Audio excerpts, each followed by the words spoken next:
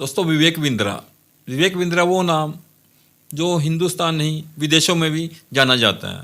विवेक बिंद्रा गिरती हुई कंपनियों की साख को बचाने के लिए, डूबती हुई कंपनियों की बैलेंस शीट को ऊपर उठाने के लिए, बर्बाद होती हुई कंपनियों को बचाने के लिए भी जाना जाता है।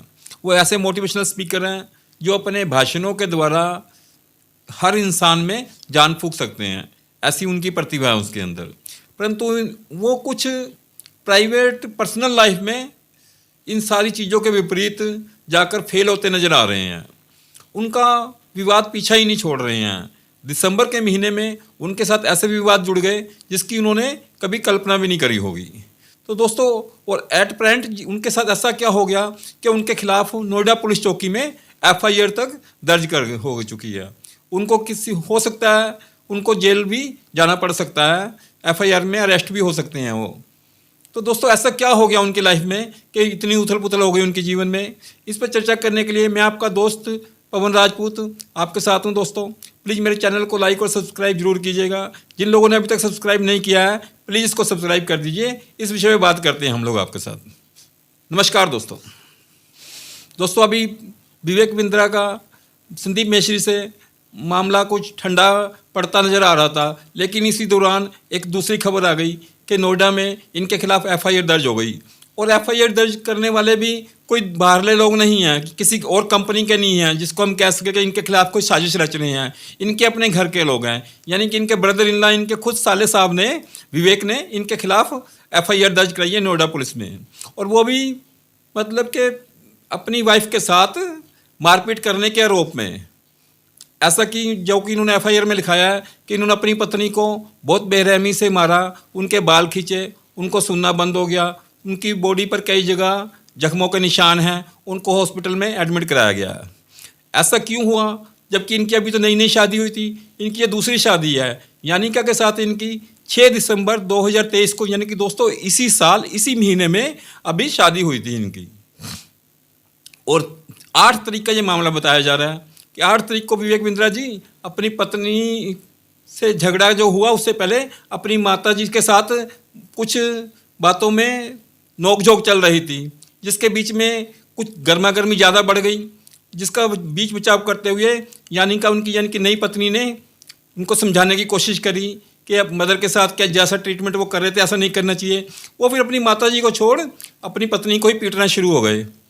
ऐसा वीडियो में भी अवेलेबल है, सोशल मीडिया पे बहुत सी वीडियो हैं, और एफआईआर में भी लिखाया है उनके जो ब्रदर इन लॉ विवेक ने। दोस्तों, ये इतनी क्रूरता के साथ सारा दिखाया हुआ कि उनके कितने सारे जख्म लगे। अभी नवी शादी हुई है, जो दुल्हन बन के आई है घर में, उनके सेकंड दुल्हन बन के जो आई है, उनके बॉडी पे कई जगह पे जख्म है। उनको ऐसा भी कहा जा रहा है कि उनके बाल खींचे गए, कानों पे बहुत सारा कुछ प्रहार किया गया, जिससे उनको सुनना भी कम हो रहा है, जैसे जो कि एफआईआर में लिखा गया है। और वो ये 6 तारीख की शादी होती है, 8 तारीख को झगड़ा हो जाता है, 14 तारीख को इनके खिलाफ पुलिस में कंप्लेंट भी आ जाती है। तो दोस्तों, ये देखिए कि इनके साथ इनकी ज़िंदगी में क्या चल रहा है। दूसरों की कंपनियों को बचाते हुए साख बचा रहे हैं, अपनी जीवन की अपनी साख को खुद ने बचा पाने में असमर्थ साबित हो रहे हैं। अभी महेश्वरी अलाम मैटर में भी ये किसी हद तक मतलब के कल्प्रिट पाने के उस पर हैं कि ये कुछ दोषी पाते नजर आते हैं कि लगते हैं कि उसमें भी इनका दोष है, क्योंकि उस पर एक आदमी गलत बोल देगा, 2 आदमी गलत बोल देंगे, ऐसा नहीं है कि यूट्यूब या मीडिया सोशल मीडिया पे आके बहुत से लोग बोलना शुरू हो गए कि हमने कोर्स लिया था, हमें कोई फ़ायदा नहीं हुआ, हमें आगे कोर्स बेचने के लिए कहा जा रहा है, हमारे पैसे नहीं पूरे हुए, हमें बेवकूफ़ बनाया गया, बहुत नॉर्मल सी चीज़ों को बहुत हाइप क्रिएट करके बेचा गया हमारे साथ, बहुत से लोग कहना शुरू हो गए। तो इसमें अब अकेले संदीप मेश्री जी की बात नहीं है कि वो कर रहे हैं, उन्होंने एक्सपोज जरूर किया फर्स्ट टाइम, ये श्रेय उनको ही जाता है।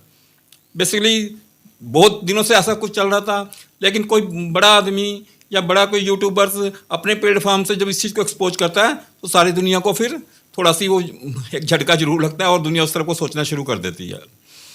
दोस्तों, ऐसे ही जो इनके साथ इस समय घट रहा, इससे पहले भी इनकी अपनी मतलब कि पर्सनल लाइफ जिसपे आजकल हम बात करना ज़्यादा पसंद नहीं करते, लेकिन ये झगड़ा ही सारा इनका पर्सनली था।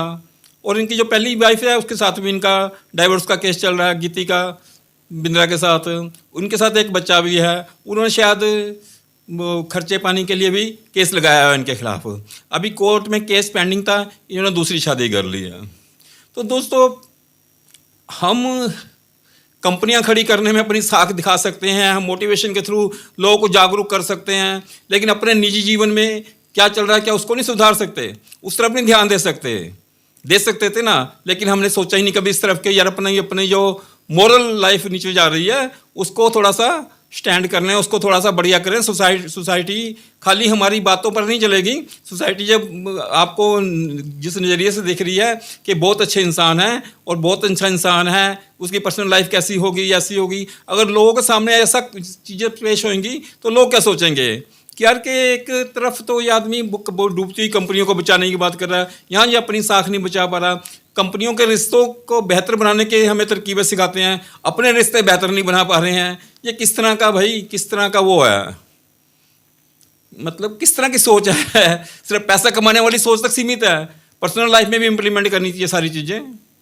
अब उनके साले साहब का कहना है कि ये मतलब कि बहुत, अब मैं जो उनकी सिस्टर है यानिका के साथ बहुत ही उन्होंने दुर्व्यवहार किया, बहुत अग्रेशन के साथ उसके साथ पेश आए, और जिस कारण के उनको हॉस्पिटलाइज कराना पड़ा और उनका ट्रीटमेंट चल रहा है। पुलिस कमिश्नर ने भी यही सारी बातें बताई कि अभी तहकीकात चल रही है, तहकीकात में जो रिजल्ट्स आएंगे उसके हिसाब से कार्रवाई की जाएगी। उनके ब्रदर ने कंप्लेंट लिखा दी है उनकी। तो दोस्तों, अभी ये सारी चीज़ें आपके सामने भी आ चुकी हैं, सोशल मीडिया में चल रही हैं, लेकिन ये सारी चीज़ें देखकर अच्छा नहीं लगता कि एक जिसको हम अपने जीवन में देखते हुए आगे बढ़ते हैं कि यार ये मोटिवेशनल स्पीकर है, बहुत अच्छी चीज़ें सिखा रहे हैं, बहुत अच्छा कर रहे हैं, और उनके बारे में इस तरह की चीज़ें मतलब कि सोशल मीडिया में आएँ, जब कुछ घटनाएं घटेंगी तो आएंगी तो ज़रूर, उसमें छुपाया तो जा नहीं सकता। अगर आप बड़े होते हो तो आपके साथ साथ आपकी सारी चीज़ें भी बड़ी होती हैं, आप पर लोग ध्यान देते हैं तो आपकी हर चीज़ के ऊपर लोग ध्यान देते हैं। तो दोस्तों, मैं तो चाहता हूँ ये जल्दी से जल्दी मैटर सॉर्ट आउट हो जाए, इनकी गृहस्थी दोबारा से बच जाए, क्योंकि इनके पैसे भी सेकंड मैरिज है, इनकी बिल्कुल सेटलमेंट होए, बढ़िया ढंग से जीवन चलाएं, अपना आगे का जीवन भी चलाएं। ये बहुत बहुत धन्यवाद दोस्तों मेरी वीडियो देखने के लिए। प्लीज़ मेरी वीडियो को लाइक और सब्सक्राइब जरूर कीजिएगा।